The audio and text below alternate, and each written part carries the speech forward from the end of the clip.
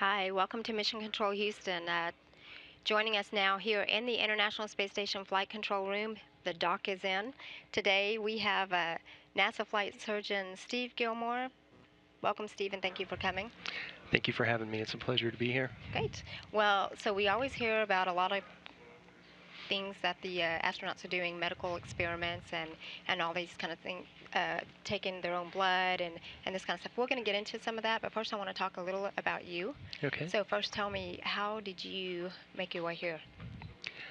I had the opportunity when I was training and in medical school to do a rotation down at Cape Kennedy, or Kennedy Space Center, and had the opportunity to see a few launches and a couple landings, and thought it looked like a really interesting field to get into, and just pursued that interest through getting here. So I finished medical school and did a residency in emergency medicine, and then I went and did some specialized training down at the University of Texas in Galveston, and ultimately got hired here. Very, very cool. And we're very, very happy to have you here. We know Okay. you do an awful lot to support the crew aboard, and I know they appreciate it as well as we do. Um, Real quick, I want to just for you to just kind of explain what your role is as a flight surgeon, and when you get assigned a crew, kind of take us through what life is like once you're assigned a crew member. Okay.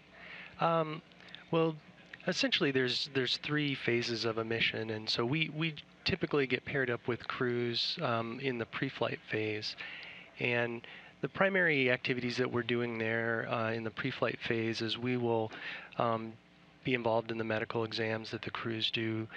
They have exams that are similar to what a commercial pilot would have, and they have some additional specialized testing. And so we help walk them through those processes, and if there's any issues to work out, we'll work those out.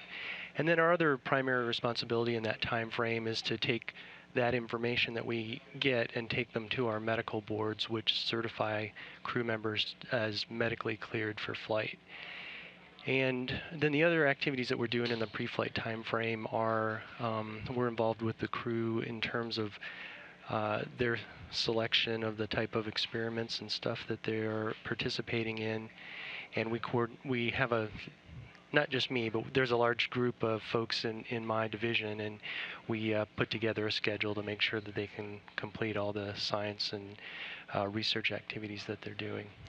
And then as we get close to flight, we typically for the launches from Kazakhstan, we'll travel over to Star City and then to Kazakhstan with the crew and go into quarantine with them and go through the launch process and get them all to the point where they're all suited up and ready to go. And then after the launch, we come back and support the mission here in the control center. Okay. And support meetings and have a frequent conference with the crew and work out any issues that come up there. Okay, so let's go back to Kazakhstan when you go in there before they launch. What is, let's say you go and stay in quarantine. What is that week leading up to launch like for you, and what kinds of tests and things that you are doing with the crew members? It's a great question. So there's one of the primary things that we're there for in Kazakhstan is there's a quarantine process, and the rationale behind that is you want to start limiting access to the crew so that they don't pick up any type of illness that might impact their ability to launch into space. And so we participate in that. We help screen persons that are going to be meeting with the crew. And typically that's not we make folks aware of the importance of that, and that's not typically a terribly involved process. The other things that we're doing in that time frame is, crew are typically taking advantage of their last week or so on the ground and want to get out and enjoy the fresh air and some of the sights that you can see in Baikonur. And so we're yeah. their little stick. Yeah, and so we'll do things like some of the crews really like running. I can recall running 2 or 3 times a day with various crews in the week or so before launch. And then the other important thing we're doing is we sort of organize some of the crew's personal effects so that they have everything that they need when they go out to get suited up and are ready and prepared for the launch. Sure. And those are the primary So things. you mentioned the running, and so I'm curious now. Is there ever any kind of Are there any sort of activities that you try to limit the crew to, or keep them saying no, we can't, restrict them from certain activities? I mean, obviously, I guess sky jumping is not an optimal something that they could do, but Yeah, uh, thankfully, that I think those rules come from the crew office themselves. But okay, so we don't really get involved. I think they have some policies. They don't want them sure, doing something like downhill skiing or something too close to flight where they would have a risk of injuring injury. themselves. But as far as when we're down in Baikonur, they have access to a gym with some weights and Hmm. stuff like that, and then jogging. So the risks there are pretty minimal. So. Right. And which, of course, as we know, fitness is essential to our health as well. And I'm sure you have some sort of involvement, I guess, not with the physical fitness itself, but overseeing their health, overall. And Right. as you said, even during their flight, how is it that you're maintaining that? Because I understand that these guys have their periodic health check. And I don't know, who was your last crew member? The last crew I had the privilege of working with was Scott Kelly, and so Okay. that was 2 years ago or Expedition so. 26, yeah. Yeah. And so real quick, when he was in space, so we have these periodic health exams, and they're Hmm. just like what we kind of refer to as just going to the doctor for a regular checkup. Right.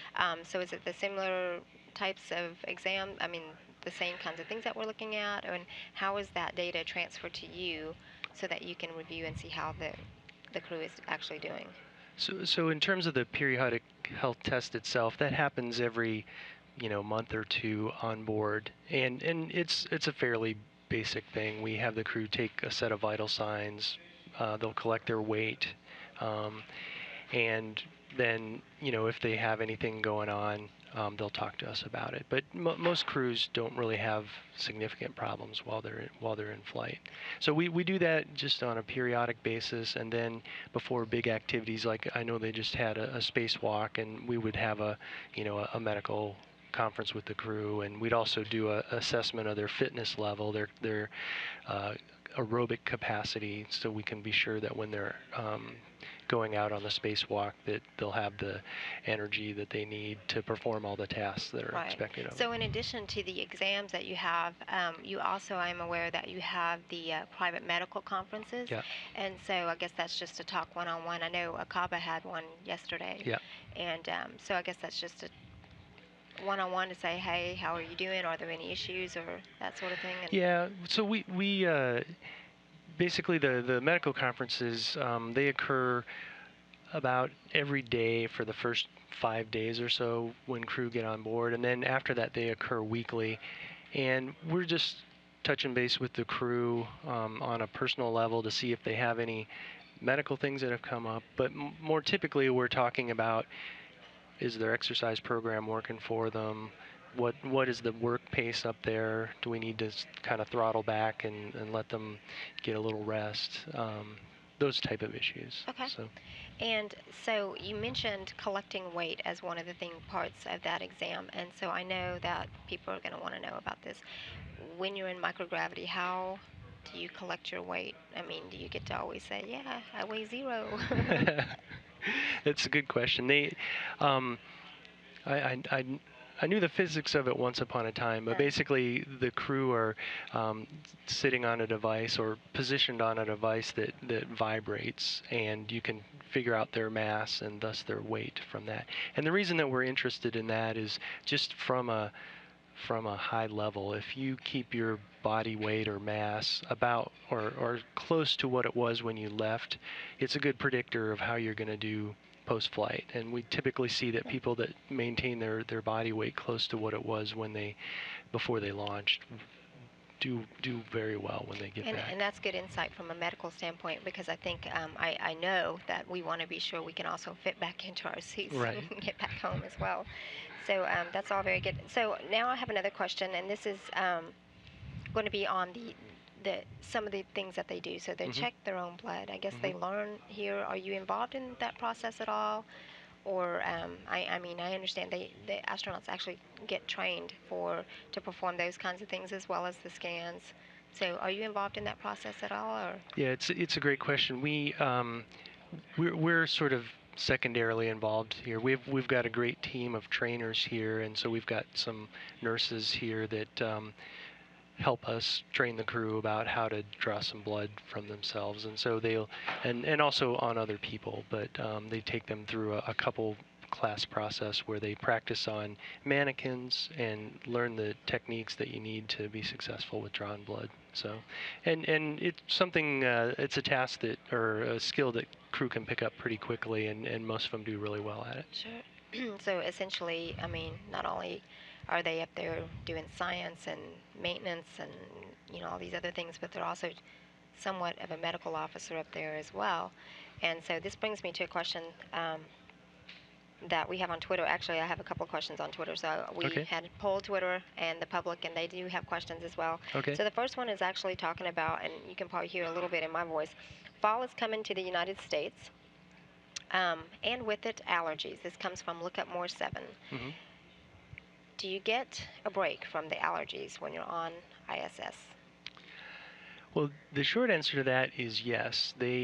You're not exposed. The air up there we do a lot of testing on, and it's very clean um, from the point of view of allergens. They have had some of the recent missions, they've noticed some accumulation of dust and other particles like that, and so some crew will experience some similar type symptoms to allergies, but from the point of view of is it the pollen in the air and that kind of stuff that you get on the ground, you really don't see that when they're on board. Sure. So this brings me to the next question then. Yeah. If it's not allergies, the next question we have on Twitter comes from Josh Stern. What happens if an astronaut gets sick in space? So there's a couple ways to answer that question. The first thing that folks should know is that in the pre-flight time period, for these three-man crews, we select two of the individuals on a three-man crew, and we take them through a process of medical skills training so that we know that everyone has a defined set of capabilities. And this would be things like taking vital signs, maybe giving a shot, talking about giving medications, and other activities like that. Then in conjunction with that, we've over time have built a set of procedures or a checklist that the crew get trained on, and so they have a stock set of procedures up there. If I'm having some nausea or it's related to the medical type symptoms that you might expect them to see up there. So they have some instructions for how to use the equipment and the skills that we've trained them on the ground. And then so then the third part of that is if something were to come up, probably what we would expect to happen is based on the severity of it or their concern about it. Most things, common things happen commonly, and so they have up there something akin to like your medicine cabinet at home. It's got some vitamins, pain relievers, things like that, and so they can take care of a lot of the things that come up without talking to us. But if something were to come up that was more concerning to them, then we'd probably have a medical conference, one that wasn't scheduled versus the ones that we already talked about that happen on a weekly basis, and we'd just figure out from them what their concerns were, what was going on, maybe provide more direction and instruction and point them to one of the particular procedures about how to take care of it. Sure. So I think that the real answer is define sick, because Yeah. it depends on what level of sick you are. Right. Now, what if they are terribly sick? What would happen? Well, one of the things, the biggest thing that we do in that regard is it falls into the ounce of prevention's worth a pound of cure. And so we spend a lot of time, as you're probably familiar in talking with crew and stuff, there's a lot of time spent in terms of scrutinizing the crew medically. And that actually prohibits a number of people that apply from getting in, because basically what we want to try to do and spend our most effort on is identifying things that could potentially cause problems, because what we don't want to have happen is have events occur that results in having to bring crew members home early. And so for that reason, there's a number of things that if a person has in their medical history, it may prevent them from becoming an astronaut. And so that's really where most of the emphasis is placed. We do have some ability to take care of more severe medical conditions. And we do spend some time, as I talked about earlier, with the crew officers, teaching them how to do um, interventions for those types of situations. But really, where most of our effort is placed is in the prevention Okay. realm. So we're talking about taking care of the Yep. crew as they're on station. Meanwhile, they do participate in some of these medical experiments, Mm-hmm. and one of which today Mm-hmm. looks at that is the integrated cardiovascular. So it looks at the heart muscle atrophy. Yep. And so we know space does some things to our bodies, and I guess this is actually a part of trying to understand that as well. If you will, explain, because I think this morning Akaba took part of some ultrasound scans with Aki, Right. some assistance from Aki. So can you talk to me a little about that? Yeah, so I've had some crew members participate in that experiment in the past, and it's a very interesting and thorough experiment. And basically, what we're trying to get a better understanding of is, in the past, we've done experiments like this where you take snapshots of information, and what they're doing is they've put a whole complement of tests together to really get an understanding of what is happening to the cardiovascular system as a result of being in space. And so pre-flight, they do some very sophisticated imaging tests, some MRIs, so that they can measure accurately volumes and function of the heart. And then in flight, we have access to a fairly sophisticated ultrasound. And so what they're doing with those tests is to look at the heart in someone that's been in space for a while and try to understand, has the size of the heart changed? Has the volumes inside the chambers of the heart changed? Can we measure any differences as a result of being in this environment where your cardiovascular system doesn't have to work as hard as it normally does just on a day-to-day basis here on the ground? And then when they get back, they go through the similar set of imaging and function tests. So it's a very thorough and good investigation. Hmm. And I know one of the other things. Well, I guess, sorry, you can maybe you can talk to me a little about what are the most common things, or the things that you try to prevent or may be a problem. I think I understand kidney stones is something that you definitely want to prevent Hmm. before a crew member goes up in space. There's the issue with the vision, the Hmm. eye, and I know they do eye exams pretty periodically. So can you talk to me a little about that? Sure. Um, I guess I'd sort of separate that into a couple things. First, there's just in terms of the process of when the crews first go into space. One of the reasons we have a medical conference for every day for the first several days is, in our experience, crews experience some problems, not problems, but there's an adaptation phase. And what we typically expect out of that is some crews will have some nausea, some occasional vomiting as they're getting used to this new motion environment. And so we meet with them on a regular basis just to see how those types of things are progressing. And for the vast majority of the crew, it's not something that significantly impacts their ability to perform work and do those types of things. Um, as you mentioned, you talked a little bit about, we've noticed as we've gotten better medical equipment on board, we've been tracking a few or this process in some crew where we notice that they have a little bit of change in how well they can see. And what I mean by that is they might have a change in a line or two. If I'm sure your viewers have been to the eye doctors, many of them, and they might not read quite as well. If you looked out at the eye chart, that may change by a line or two. And we've noticed this in the past, but now that we have better equipment up there, we're trying to take and get a case or get a series of individuals where we have really high quality images of the back of their eye and as well as other ways to test the vision to see if we can understand the process by which this is happening. Yeah. And sorry, that's really interesting. Mhm.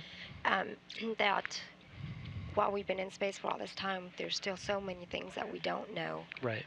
How the effects of space on our bodies, and especially when we're thinking about our future and going further, it's really important for us to understand these things. Right.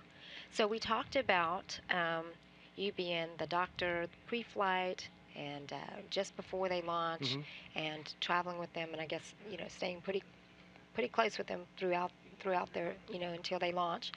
Um, Staying very much in contact with them while they're in space, so treating them while they're in space. And let's talk about landing, because Akaba is going to be landing soon with Padak and Revan, Mhm. and in, gosh, almost a week on the 16th. And so explain to me, do you go back when they land, and what happens at that time? And I guess you want to check out the crew member when as soon as Right. they.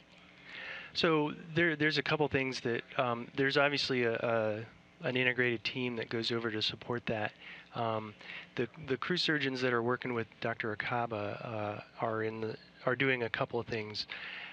Now they're doing a little refresher and review. We take a medical kit out with us to the landing sites, and they're just kind of reviewing the contents of that at this point in time. The crew on board will do a little bit of fitness testing again, another fitness test just so we understand where their fitness level is and can assure that they're prepared to re-enter. And so our docs will sort of take off from here over the weekend. So they usually go over about a week before the landing. And they have a meeting in Moscow that they support where there's folks from the program office and the crew office, and we talk about the plans and the contingency plans and how we're going to support the operation. And so we do that every time that there's a landing. And then after that meeting, we'll deploy. We'll go to Star City and deploy down to Kazakhstan with our colleagues from GCTC, and we have a good working relationship with the medical group over there, and they have a lot. They have a bit more training on the specifics of their vehicle. Their docs are very involved in terms of extracting the crew from the vehicle. And once the crew are gotten out of the vehicle, we're there doing medical checks and supporting the crew with whatever they might need. And after they do a brief. Right, because actually, when they're landing in a, you know, desert, like, Right. desolate. And so I think, don't they erect some sort of medic tent to kind of give them some privacy and get out of their suits? And I guess that's where some of the testing takes place, or? That's right. That's Okay. right. I may have skipped a step, but typically the way the operation works is once we get to Kazakhstan on the landing day, we all get in helicopters that are provided by our Russian colleagues, and we fly out to a very remote part of Kazakhstan, typically, and the capsule will land and they'll get the crew out, and then we'll go through about an hour or so of time in the tent with them, just getting them ready to get back in the helicopters and go back to the airport where ultimately they'll return home to the States or back to Moscow And then for you the somewhat Russian. oversee once they get back here, um, you still oversee some of their, I guess, their wellness when they get back. That's correct. So on the airplane flight back, we call it the R+0 flight. So the crew about 4 hours after landing, the crew will get on a NASA plane in Kazakhstan, and we'll fly all the way back to Houston, and that's typically a roughly 20-hour flight. And on the course of that flight, typically the crew will be resting. We have a couple stops where we'll get out and just walk around, stretch our legs. Where they can take their first shower They can take their first shower in months. in months, yeah. And I'm always surprised that, I mean, the station is a very clean and sanitary place, but many of the crew have commented, you just don't miss it as much as you think you might, which Right. I find a little bit hard to believe. Yeah. But Yeah. obviously they know. But on that plane flight, we'll be participating and helping them collect some preliminary medical tests Okay. and research tests. And then once they get back to Houston, the first 2 weeks is pretty busy, but we have in total, in terms of, from my perspective, we have roughly a 45-day, what we call a reconditioning period. And there's a great team that we are lucky to work with called the ACERS. And these are basically trainers with a lot of experience with working with the astronauts when they return from space. And so the goal there is to get their strength and all their functioning back to their pre-flight baseline. And that 45 days with folks working hard. Typically, we get folks to where they were before they launch. So Yeah. it's a Good great job. program. Well, I understand a lot of them come back healthier and leaner and meaner than, when they launch. So obviously you guys are doing a great job, Dr. Gilmore. Thank you so much for coming out today. Thank you. It's my pleasure. I Thank appreciate you. you having me. This is Mission Control Houston.